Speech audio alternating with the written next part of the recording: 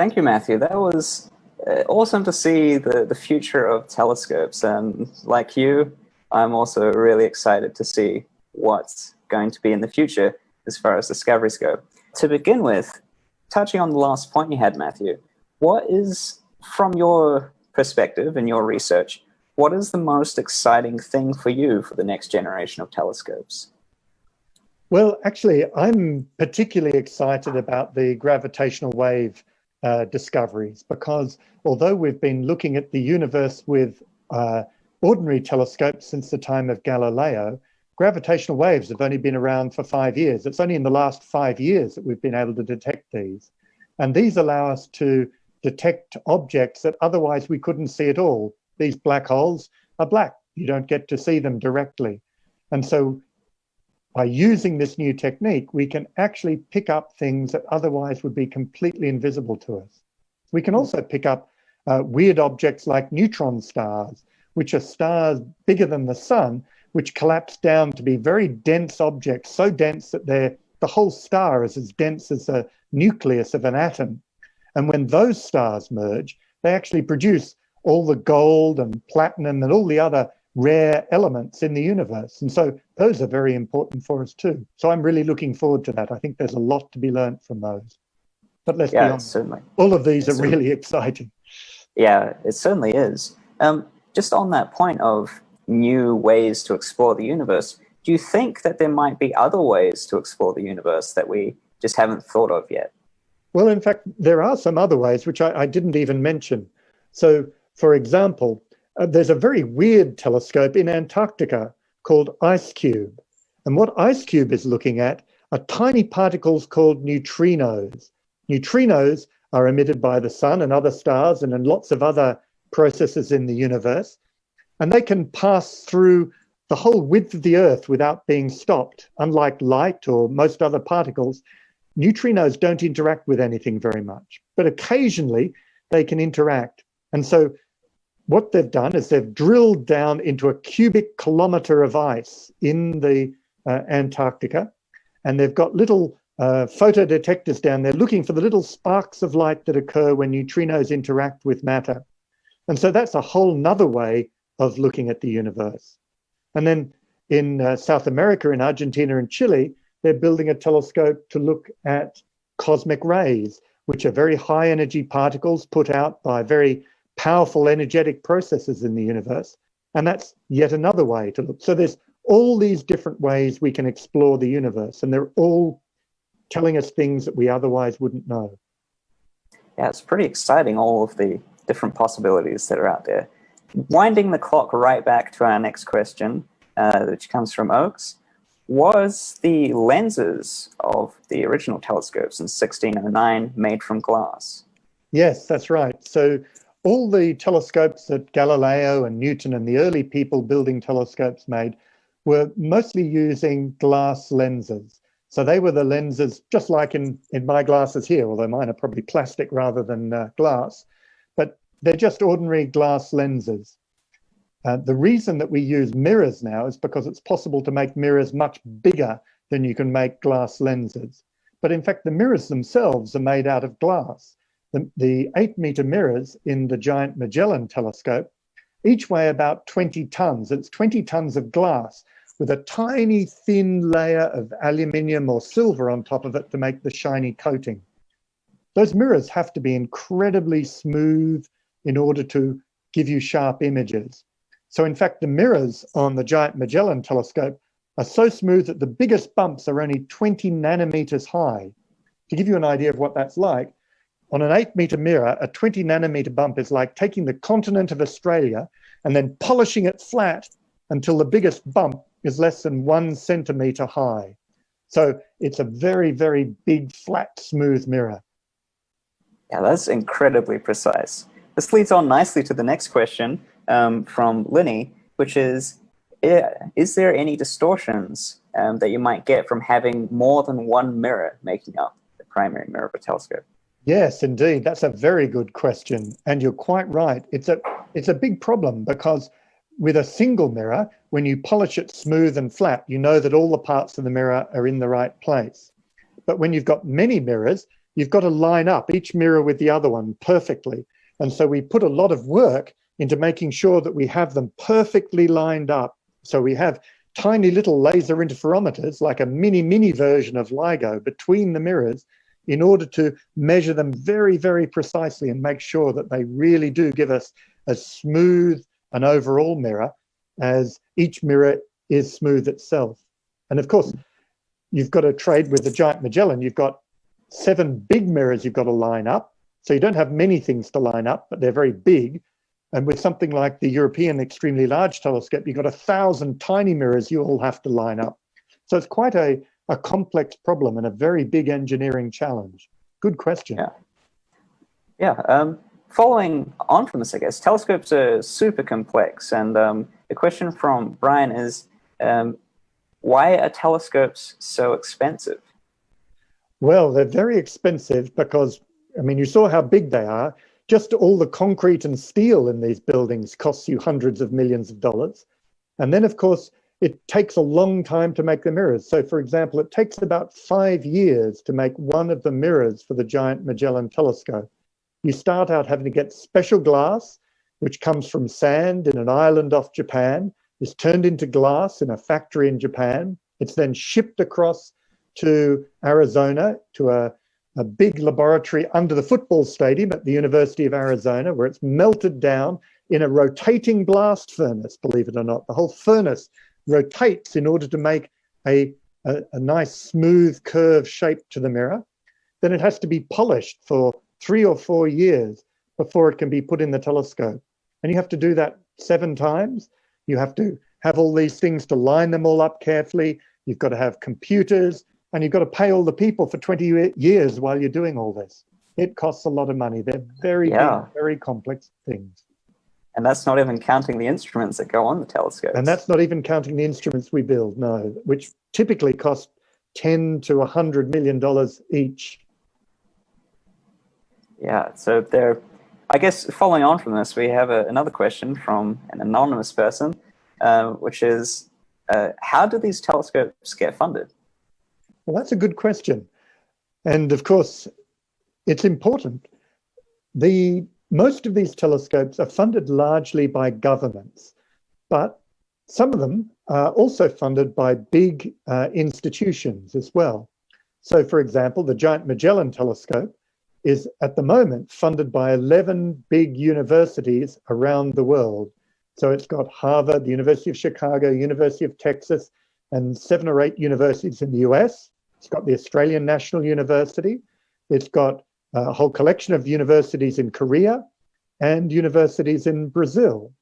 And on top of that, it's also got the Australian, Brazilian, and Korean governments investing, and we hope soon also the US government.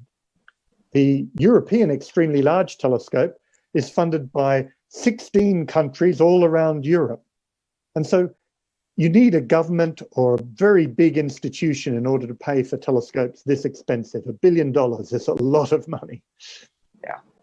Yeah, so they're truly phenomenal projects, and the collaboration between countries is extremely impressive. But winding it back to very small scales, our next question comes from William. What do I need to buy to build my own telescope at home? Well, there's lots of good books which tell you what to do. I'm not going to try and explain how to build your own telescope here because it'll take too long. But if you look online, there are videos showing you how to do it, and there are some good books which tell you how to do it. And it's great fun to build your own telescope.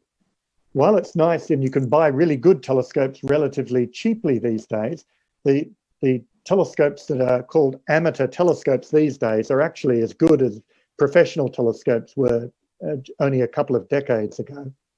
But it's really good to make your own telescope.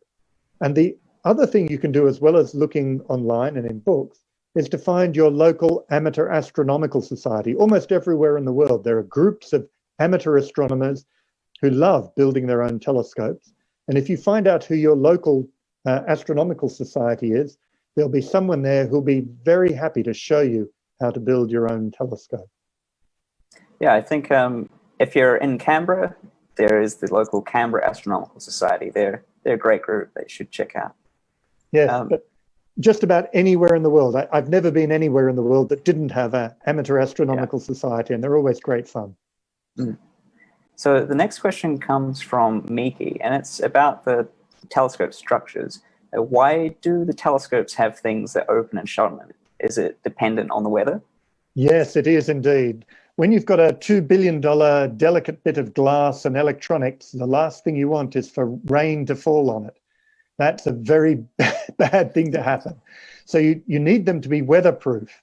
You also need them to be windproof as well, because up at these high altitudes, often you get very strong winds, and a giant telescope is also a giant sail, and it can literally blow away if you don't protect it from the wind.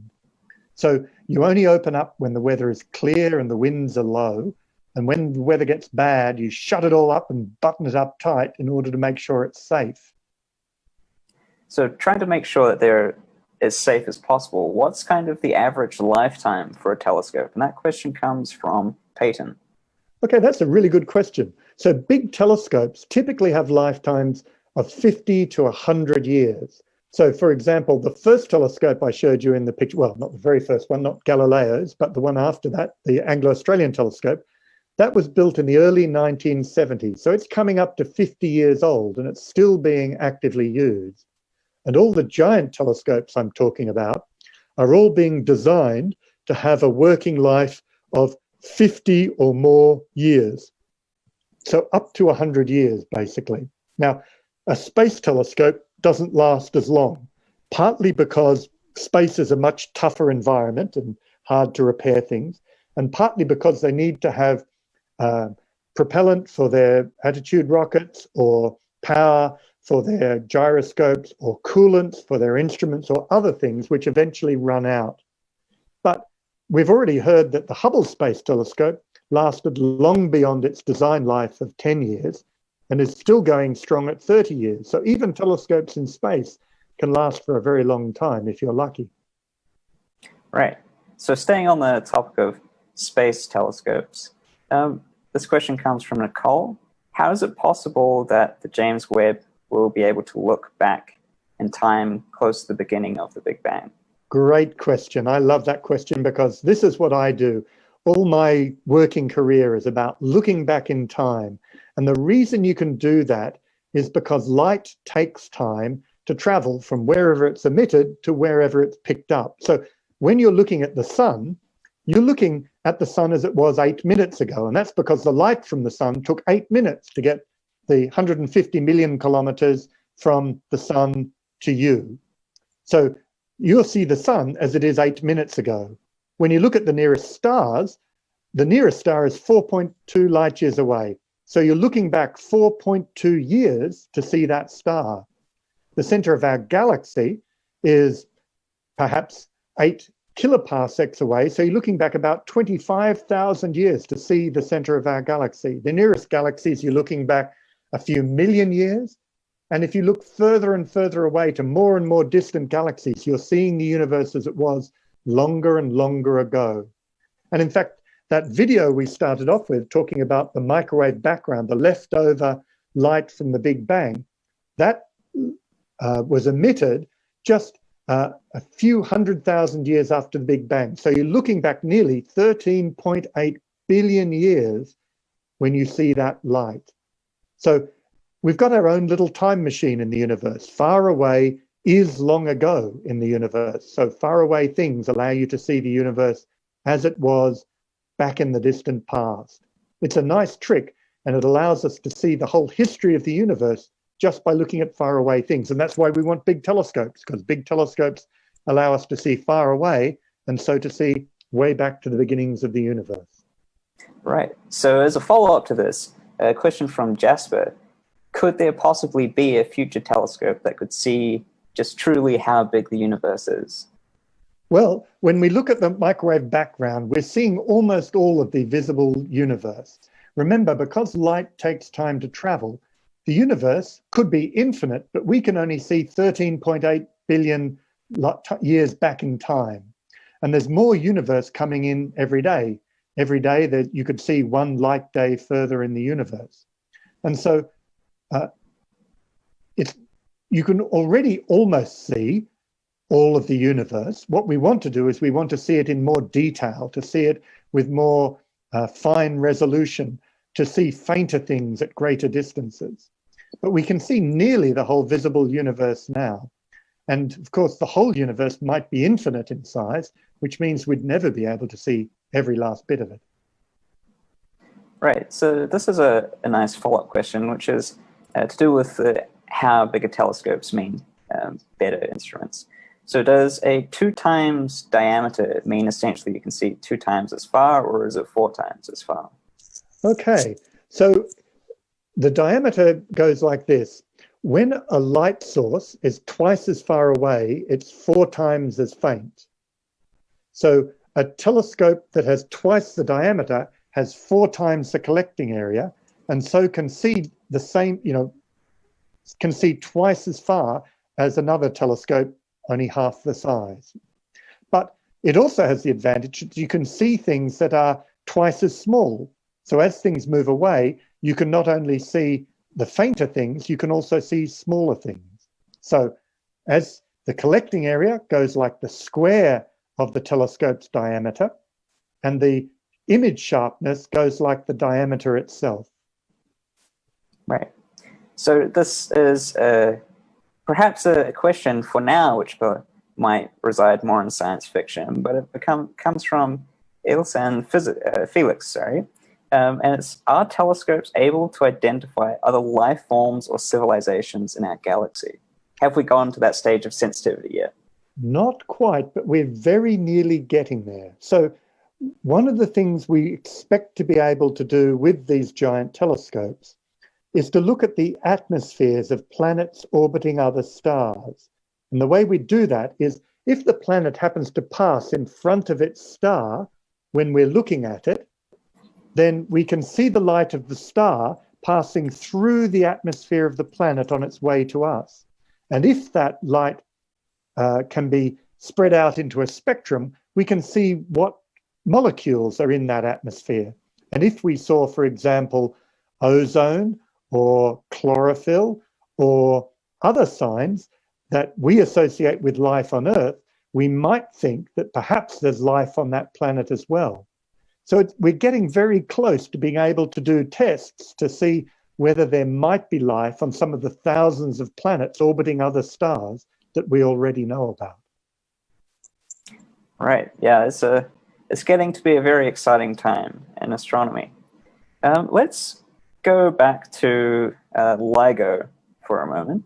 And this question is, they must have been happening, or black hole mergers and other gravitational wave events must have been happening for aeons. Is the merging only observed in the last few seconds? Yes, that's right. So like a lot of things, it's a merger between 2 black holes, or a black hole and a neutron star, or 2 neutron stars, goes very slowly at first because they're orbiting relatively slowly at a large distance from each other.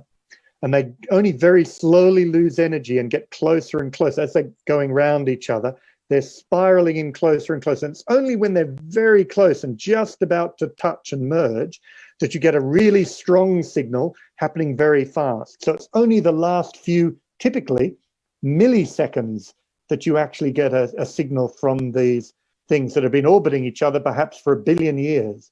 So there's 1 billion years of not much happening, and then a few milliseconds of a great deal of activity. And an awful lot of activity we've found so far with these telescopes.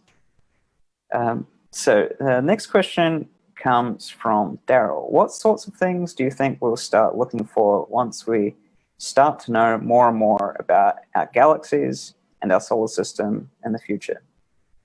Well, there's a lot to learn. There's a huge amount that we don't know. The great thing about science is that you never answer all the questions. Every answer brings you new and more interesting questions.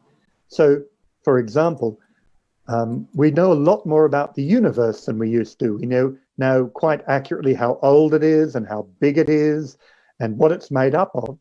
But in fact, there's 2 of the main constituents of the universe that we don't really understand. There's a thing called dark matter, which works like ordinary matter, but which doesn't interact with light. And that makes up most of the actual matter in the universe. There's also an even weirder thing called dark energy, And this is what's making the expansion of the universe accelerate, which is something that my colleague Brian Schmidt and his collaborators got a Nobel Prize for in 2011. And this is a weird energy that's sort of pushing on space-time and making it expand faster and faster. And we honestly don't know what that is. So we're still trying to understand those two very big, important constituents of the universe, because we really don't understand what they are. But even with things that we understand much better, there's still so much to know. I mean, we were talking about planets around other stars. It's interesting that almost every planetary system around other stars is very different to the planets around our sun. And we don't know why that is, and we don't really understand how planets form properly. So that's an area that's getting an enormous amount of attention today. Right. There's certainly a lot of mysteries left in the universe. So the last question that we have time for today, unfortunately, I must tell you that this is only a small section of the numerous fantastic questions that we've received throughout your talk. But the last question for today comes from Scott's daughter, and it's, what's your favorite thing about your job? Oh, the favorite thing about my job is that somebody pays me to do stuff that I would do for free. I love this. I love looking at the universe. The universe is so marvelous and wonderful. And I love playing with these giant toys that allow us to understand the universe. And the fact that someone pays me to do this has paid me to have a life full of fun and excitement, to do really cool things in faraway places and to study the whole universe. To me, that's the most astounding thing of all. Science is a wonderful, wonderful career to go into. It's all about excitement and wonder and marvels and being able to get hold of our universe and understand it. And the fact that people are willing to encourage you to do that and even pay you to do it is the most marvelous thing of all. Yeah, I couldn't say it better myself. You've certainly done a tremendous job at helping us learn even more about the universe.